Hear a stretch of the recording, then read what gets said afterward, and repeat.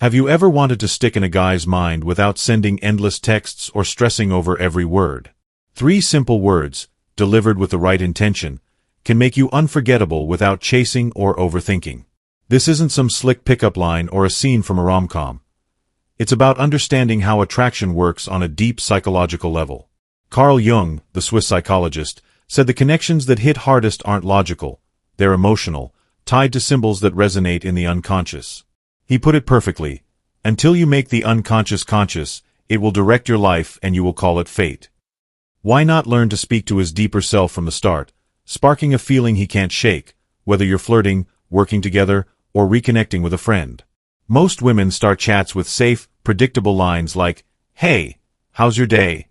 or "What's new?" They're polite, but they're flat. No spark, no pull, no story to grab him. What happens next? He replies out of habit, but his mind drifts elsewhere. Your words didn't stir a feeling, paint a picture, or pique his curiosity. Jung was clear: the mind doesn't cling to words, it clings to emotions. Without that emotional hook, you're not leaving a mark. You're not messing up, you're just not tapping into the right tools. That changes now. When you use the right words with the right energy, you don't just catch his eye. You ignite something in him he can't ignore, something that lingers even when you're not around. That's how you stay in his thoughts, whether it's a crush, a colleague, or a family member. Before I reveal these 3 words, pause for a second. How many times have you started a conversation and felt it go nowhere? Probably more than you'd like. That doesn't mean you're dull, it means your words didn't reach his emotional core. These 3 words aren't a magic trick, but when you say them with purpose, they shift how he perceives you. Make them part of your natural vibe, and the impact is undeniable. Jung knew the male mind responds more to symbols than logic. You don't need to be flawless or say something wild to stand out. The goal is to break free from the generic chatter every other woman uses. If he's hearing the same old lines from everyone, it all blends into background noise. You're not here to blend in, you're here to shine. Too many women think they need to impress, be charming, look perfect, always say the right thing. But Jung's insight tells us it's not about perfection. It's about sparking an emotional response. You don't need epic topics to do that. Stop sounding like everyone else. If he gets the same texts or comments all day, they become forgettable. The mistake isn't reaching out, it's reaching out without impact.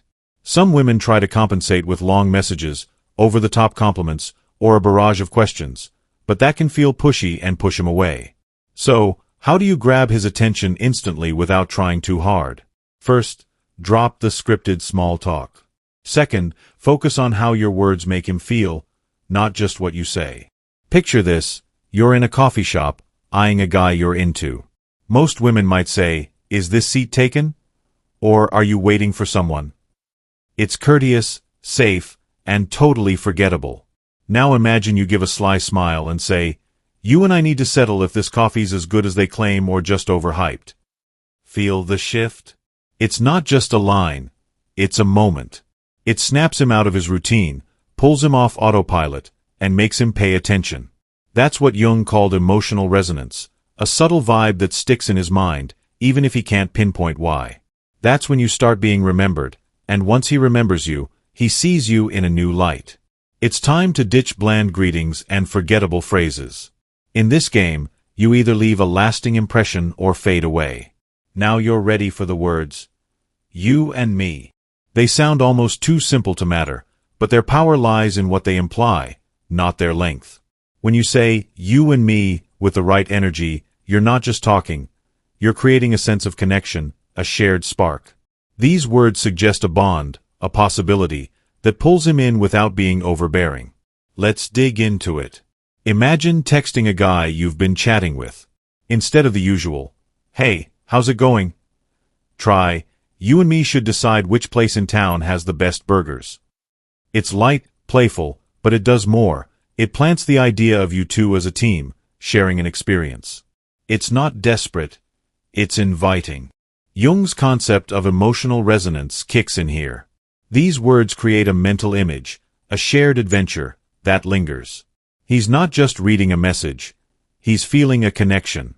You're not begging for his attention, you're offering a moment he wants to join.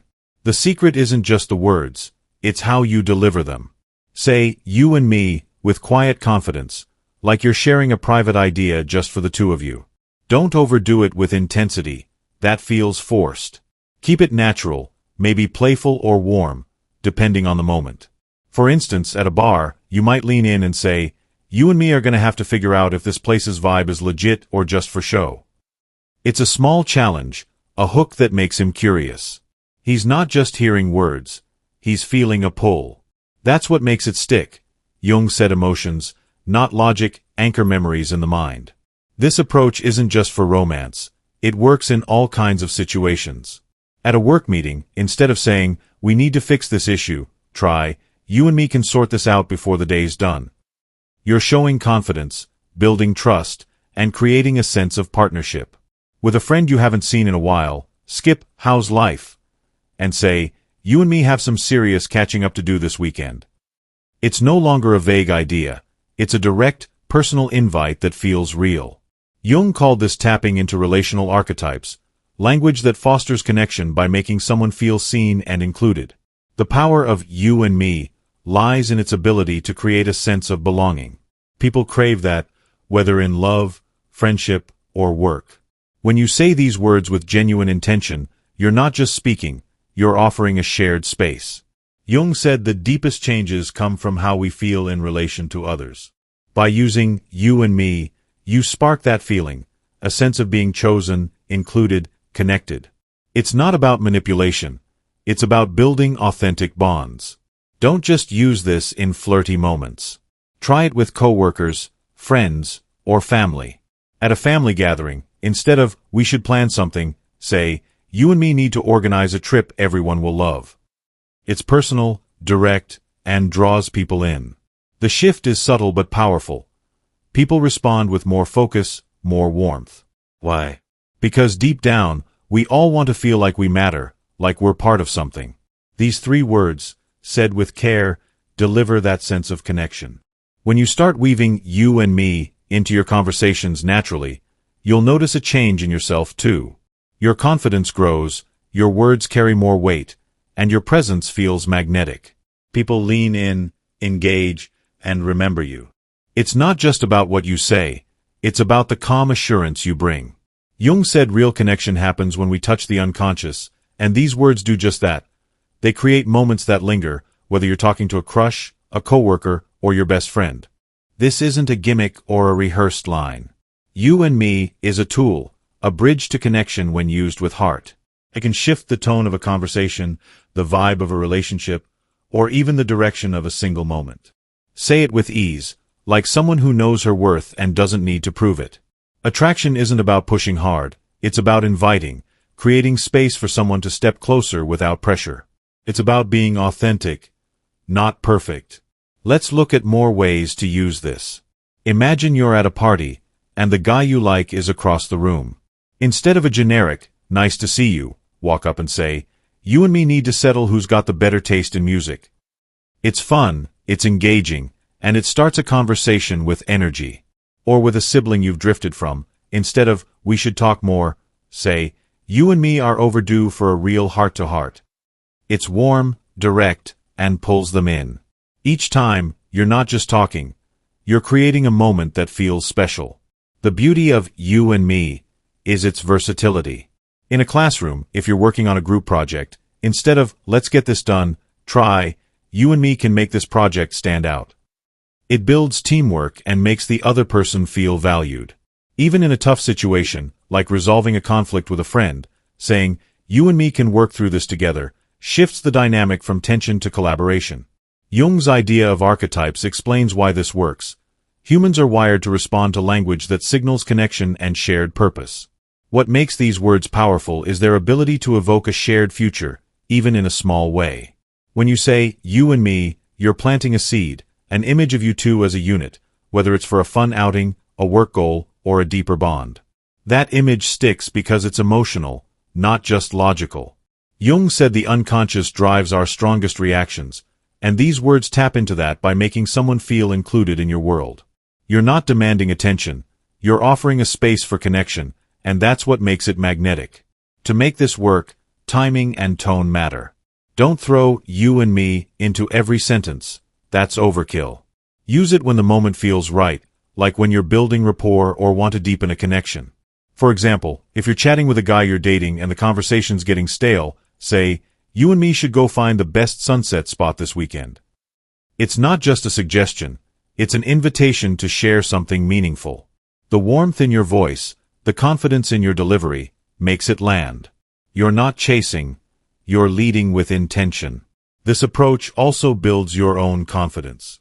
When you use "you and me" thoughtfully, you start to see yourself as someone who creates connection effortlessly. You stop worrying about saying the perfect thing and focus on being present.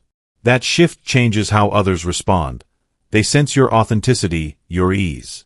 Jung said transformation happens in relationships, in how we make others feel. By using these words, you're not just changing conversations. You're changing how you show up in the world. Don't be afraid to experiment. Try "you and me" in different settings. At a coffee date, say, "You and me need to test if their pastries are as good as their coffee." At work, tell a teammate, "You and me can nail this presentation if we team up." With a parent, say, "You and me should plan a family dinner soon." Each time, you're creating a moment that feels personal, intentional, and alive. People respond because they feel seen, valued, included. The real power of "you and me" is that it's not about seduction, it's about connection. It's about making someone feel like they belong, whether it's a romantic interest, a friend, or a colleague. Jung's psychology shows us that the deepest bonds come from shared emotional experiences. These three words, when said with genuine care, create that experience. They're a bridge to something real, something human. So, don't just keep this in your head. Try it. Use "you and me" with smarts, charm, and confidence. Watch how the energy shifts, how people lean in, how your presence grows. This isn't about forcing attraction, it's about inviting it, creating space for authentic connection. If this hits home, subscribe and turn on notifications for more ways to communicate with impact and heart. Drop a comment. Has someone ever made you feel special with just a few words? Real connection isn't about saying a lot, it's about being heard with intention.